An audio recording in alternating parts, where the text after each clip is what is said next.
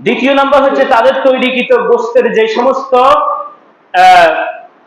বিরিয়ানি তৈরি করা হয়, খিচুড়ি তৈরি করা হয়, গোস্ত দিয়ে যে সমস্ত জিনিস বানানো হয় তাদের পূজাতে বা ধর্মীয় উৎসবগুলোতে, সেগুলো খাওয়া যাবে না। কারণ আল্লাহ তাআলা সেটা নিষেধ করেছেন যে মুসলমানরা ছাড়া, ইমানদাররা ছাড়া, মুসলিমরা ছাড়া অন্যান্য যে কোনো জাতি যেই পশু জবাই করে, ওই পশু জবাইকৃত পশু মুসলমানদের জন্য সম্পূর্ণ হারাম। কারণ প্রথম কথা, তাদের ভিতরে ঈমান নাই।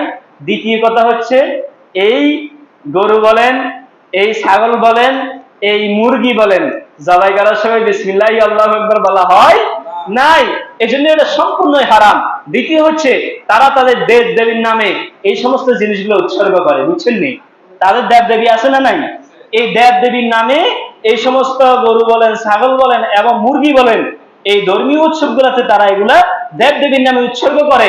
এই জন্য আল্লাহ ছাড়া দেব দেবীর নামে আর যত কিছুর নামে যে কোনো জিনিস উৎসর্গ করা হয়, কোরবানি করা হয়, সেগুলো সম্পূর্ণ মুসলমানদের জন্য হারাম। কথা কি বুঝছেন? তাহলে এটাও খাওয়া যাবে না।